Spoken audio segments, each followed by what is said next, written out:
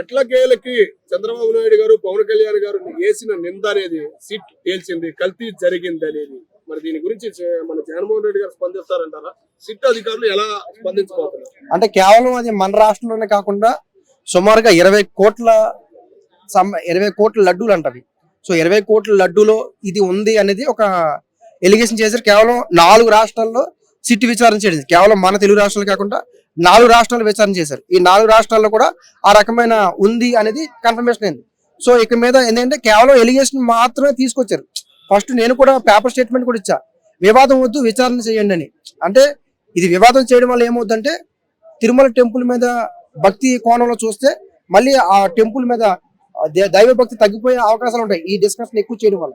కాబట్టి వివాదం వద్దు, మన విచారణ చేయమని చెప్పాం. సో సిట్ విచారణ చేసి మొత్తం 4 రాష్ట్రాల విచారణ చేశారు. ఇది ప్రధానమైన కారణం ఏంటంటే గతంలో ఉన్న టెండర్లకి అయితే కొన్ని షరతులు ఉంటాయో ఆ షరతులు మొత్తం ఎత్తివేసి ఎక్కువ మంది ఈ టెండర్లకు వచ్చేలాగా చేశారు. అది వాళ్ళకు అనుకూలమైన టెండర్స్ అంటే వాళ్ళకి తెలిసిన మనుషులతో టెండర్లకు ఇవ్వడం వల్ల ఇలాంటివి జరిగింది అనేది ఒక అంత 2019 ముందు లేదు అనేది ఒక ప్రధాన అంశం.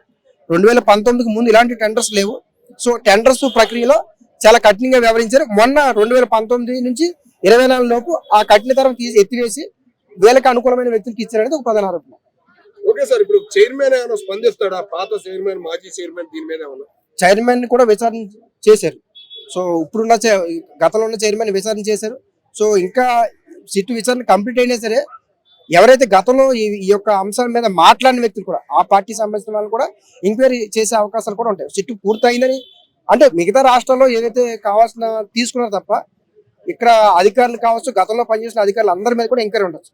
ఓకే సార్, అట్లాగే జగన్మోహన్ రెడ్డి గారు రీసెంట్ గా ఆవులు తింటాం మేత ఉంది కదా, అది కల్తీ అవటం వల్ల నెయ్యి కల్తీ అయిందనే డైలాగ్ కూడా వదిలేరు. మరి అది ఎంత మట్టి నిజం అంటారు? అందుకే అంటున్నాను కదా, కేవలం మనం ప్రభుత్వం కాకుండా సిట్ అని ఒక విచారణ చేశారు. ఆ విచారణకి సంబంధించిన ఎవిడెన్స్ అన్ని ఉంటాయి, కేవలం ఒకే యాంగిల్ కాదు. సో ఒక సిట్ విచారణ చేసినప్పుడు చాలా డాక్యుమెంట్స్ ఉంటాయి.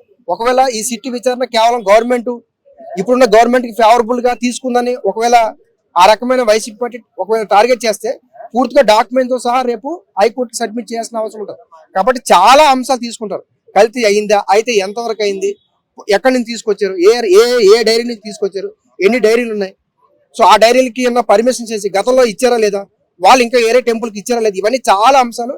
సిట్ అంటే కేవలం ఒక అంశం మీదనే అయిందా లేదా అనేది అడిగేసి తేల్చేసేది కాదు, చాలా ఉంటాయి. 20 కోట్ల లడ్డు అనేది ప్రధాన అంశం.